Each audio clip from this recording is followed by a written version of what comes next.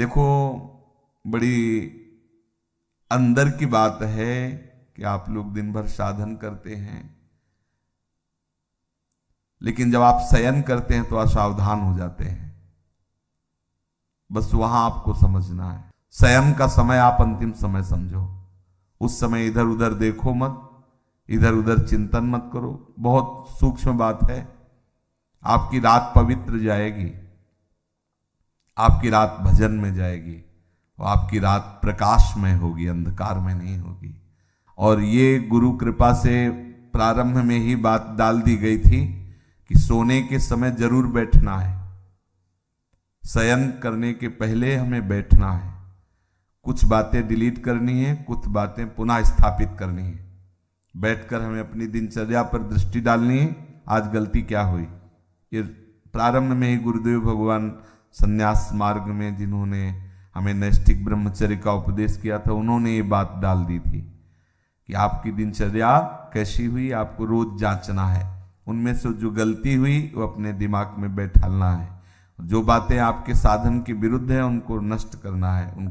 उनका नष्ट करना मतलब उनको स्वीकार ना करना होता है। जो गलती हुई आगे से ना हो, क्यों हुई ऐसा समझो, और ये सब करने के बाद एकदम शांत हो जाओ और भगवदाकार, जैसे कोई मरने पे नहीं होता, सारी वृत्तियां समेट लेता है और बस अब शयन हमारा ठीक होना चाहिए। अपने लोगों से कुछ गलतियां हो रही। देखो, कोई भी सत्संग में बात होती है तो कहीं ना कहीं से तरंग आ रही है, वो हमें जरूरत है उस बात की, तो उसको संभालना चाहिए। अगर आप एकाग्रता पूर्वक सत्संग सुनेंगे तो आपको कभी प्रश्न नहीं करना पड़ेगा। आज अगर प्रश्न उठ रहा हो तो सुनते रहना, 1-2 दिन में उत्तर आ जाएगा आपके पास। वो तरंग आएगी, वो आपसे वही प्रसंग हटके आ जाएगा, एकदम प्रसंग से हटकर वो बात आ जाएगी। ये तरंग आकर के बुलवा देगी, क्योंकि सर्वांतर्यामी गुरुदेव आपके भी हृदय में ईश्वर भी है, तो वही बुलवा देंगे। कुछ साधक क्या करते हैं, प्रमाद स्थिति करते हैं कि जैसे दिन भर सेवा परिचर्या या जो भी गृहस्थ हो या विरक्त हो, अब रात्रि के समय वो समझते हैं कि अब सोने जाना है, थोड़ी देर मनोरंजन कर लेते हैं। तो मोबाइल है, टीवी है या मानसिक है, वो इधर उधर मन को, और फिर शयन करते हैं। उनकी रात पूरी अंधकारमय काल रात्रि हो जाती है, साधन को नष्ट करने वाली बन जाती है और अशांति। सुबह वो निरुत्साहित उठते हैं, सुबह वो खोए हुए उठते हैं, सुबह वो अपने को अधूरा पाते हैं, उत्साहहीन। अब वो केवल बनावटी रह जाता है, आंतरिक खोखले हो जाते हैं। इसलिए आप रात्रि को संभालिए, रात्रि को संभालिए। शयन के समय आप बहुत सावधान रहिए, तो सुबह आपका संभल जाएगा। सुबह संभल गया तो पूरा दिन संभला रहेगा, रात्रि संभल गई तो पूरा जीवन संभला रहेगा। बहुत ही एकांतिक वार्ता है। आप शयन के समय कभी मोबाइल मत चलाइए, क्योंकि मोबाइल एक ऐसी वस्तु है जो पूरे विश्व ब्रह्मांड को अपने में समाये हुए है। वो गूगल क्या कहते हैं, जो भी सर्च करो सब उपस्थित कर देता है। बलिहारी ऐसी सिद्धि तो महात्माओं में भी कभी कभी नहीं होती थी, जैसी सिद्धि मोबाइल में है। नहीं, सर्च करो, हर विषय लो। महात्मा भी है तो एक सब विषय का थोड़ी वो सिद्ध होता है, वो तो भगवत विषय का सिद्ध होता है। और जो मोबाइल है वो हर विषय का सिद्ध है। अब किधर भी सर्च, बोले राधा कृपा तो वो राधा कृपा कटाक्ष शुरू कर देगा, और वहां से सत्संग तो राधा केलिकुंज से सत्संग शुरू कर देगा। और कुछ भी तो और कुछ भी शुरू कर, जो चाहो। हाँ, हरि कृपा कछ दुर्लभ नहीं तो मोबाइल कृपा कछ दुर्लभ नहीं, जो चाहो सब। अब साधक तो वैसे ही, जो साधक का मन है वैसे ही मतलब तूफान समझो। अब उसको एकांत मिलाओ, शयन, दरवाजा बंद, बोले अब तो भजन करते हुए डूबना है, वो डूब गए। मोबाइल बहुत बड़ा सहयोगी भी है।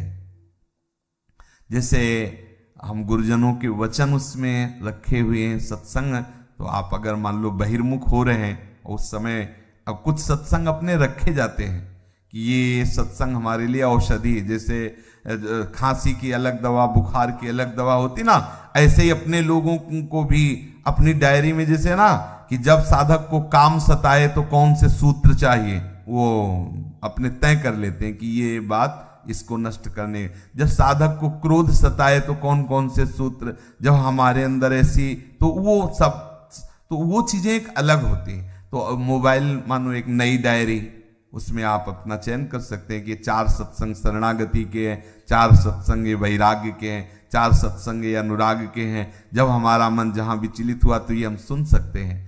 तो अगर हम कुमार्गगामी प्रयोग करें तो बहुत बड़ा हमारे लिए हानिकारक है, और अगर सन्मार्ग में साधक के लिए वास्तुतः नहीं जरूरत है।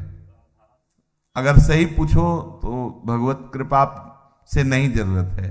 अब लौकिक ये सब व्यवहार की तो बात अलग ही है, वो क्या जरूरत नहीं है, वो गुरु कृपा से अभी तक प्रयोग में नहीं आया, अभी तक पास नहीं है। अभी लोग अपना रखते हैं तो ये लोगों के लिए ही रखते हैं, अपना करो, जो उनसे बात करो।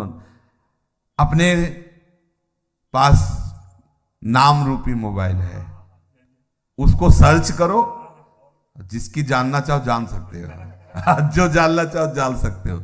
आप देखो ना, इसमें बहुत बड़ी सामर्थ्य है। जो अरे निकुंज का लाइव मोबाइल दिखा सकता है? नहीं दिखा सकता। सर्च करो इस समय राधा प्यारी कैसे मुस्कुरा रही, भला दिखा दे। राधा प्यारी कैसे, ये राधा नाम सर्च करो, आपको दिखा देगा। राधा राधा राधा राधा राधा डूबो भाई। ये शयन के समय कुछ साधक गड़बड़ी करते हैं, चाहे गृहस्थ हो चाहे विरक्त हो। आपके पास मोबाइल है, आपके कमरे में टीवी लगी हुई है, मान लो आप गृहस्थ हो, आप ऐसा सब, तो आप शयन को संभाल लीजिए। शयन में गंदी बात नहीं होनी चाहिए, गंदे दृश्य नहीं होने चाहिए। ये जो गृहस्थी में संतान उत्पत्ति की भी बात है, वो एक संयम से है, शास्त्र संयम से है। वो केवल भगवत आराधना मात्र है, अपनी वासनाओं की पूर्ति के लिए नहीं। वासनाओं की पूर्ति के लिए कहीं भी कोई बात नहीं शास्त्र आज्ञा करता, अपनी आराधना की पूर्ति के लिए है। ये भी एक आराधना है गृहस्थ धर्म में, वो अपने संतान उत्पत्ति करके पितृ आदि की तृप्ति के वो व्यवहार बकाया शुद्ध परमार्थ में भगवत चरणारविंद की आसक्ति प्रधान जीवन होना चाहिए, चाहे वो गृहस्थ हो चाहे विरक्त हो। तो हम खुद जानते हैं कि हमारा मन किधर जा रहा है, वो हमसे क्या करवा रहा है।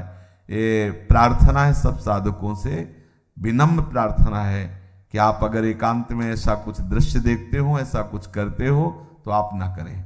ये नियम ले लीजिए कि मोबाइल जब शयन करने जा रहे हो तो उसके पहले ही उसका स्विच ऑफ कर दीजिए। ज्यादा बातचीत भी किसी से मत रखिए, जितनी आवश्यकता है। तो ये यंत्र है, बस 2 शब्दों का उत्तर हाँ ना या कोई बात है। कुछ लोग ऐसे होते हैं कि वो घंटों ऐसे ही लगाए रहते हैं। साधक कैसे बात करेगा इतनी देर, कैसे बात कर सकता है? उसका तो चिंतन छूटेगा।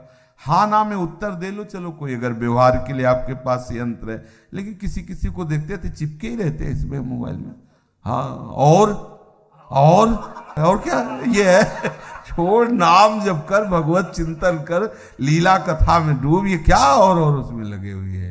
हाँ, सावधान रहिए इन यंत्रों से। जितना हमें आवश्यक हो, वैसे बिल्कुल आवश्यक नहीं है, लेकिन आवश्यक हो। आप दूर देश में रहते हैं, दूर रहते हैं, भगवत कथा आदि के लिए नाम न छूटे। और शयन के समय नाम में, भले 1 मिनट बाद आप सो जाते हैं, लेकिन नाम का ऐसे ध्यान करते हुए उसका फल होगा। आप नाम के ध्यान में ही जगेंगे। देख लेना, ये मतलब अनुभूत विषय है।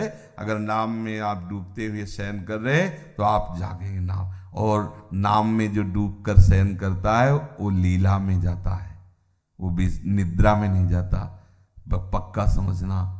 कभी कभी ऐसा होता है कि भगवान जगना नहीं हो तो अच्छा है, ये आंखें ही न खुले, जहाँ है वहीं लगे रहें तो बहुत अच्छा है। बड़े सुंदर सुंदर भगवान की कृपा का अनुभव होता है शयन में भी। जागृत स्वप्न सुसुप्ति इस फुरत में राधा पदाब्ज छटा, चूको मत, बहुत बढ़िया अवसर है। अगर आप इन बातों को ध्यान देकर सुनेंगे तो ये हृदय की बातें हम कहते हैं। मतलब देखो, एक होता है कि हम श्लोक बोले और इस श्लोक का अर्थ होता है भैया चले हमारा 2 घंटे का समय। हमारा केवल यही उद्देश्य है, आप सुलझ जाओ, हम आप सुलझ करके अपने प्रभु के मार्ग में सच्चाई से चलें, सच्चाई से प्रभु को पुकारें और ये जीवन लाडली लाल के चरणों में अर्पित हो जाए। इतने ही उद्देश्य। अपने लोग ना विद्वान है और ना अपनी कोई दिनचर्या में वो है कि भाई प्रवचन करना है। अपने हृदय की बातें आपस में कर लेते हैं और सुलझ जाते हैं और प्रिया प्रीतम तक चलते हैं। बस बात इतनी है, यहाँ की जो चर्चा है ना, बस वो इतनी है कि हम आपस में समझें कि हमारी गलतियां कहाँ हो रही, हमारे भजन में त्रुटि कहाँ हो रही, हमारा भजन का जो प्रभाव है वो हम पे लागू क्यों नहीं हो रहा है। हम सावधानी पूर्वक अगर चलें तो बहुत जल्दी हम परमानंद में डूब जाएंगे। ये जहाँ जहाँ हमारा मन जा रहा है वहाँ से हटाना होगा, हमें प्रिया प्रीतम के नाम बल से प्रिया प्रीतम में लगाना होगा। और एक दिन ऐसा आएगा कि लग जाएगा, और जब लग जाएगा तो हटेगा नहीं। श्री राधा वल्लभ लाल।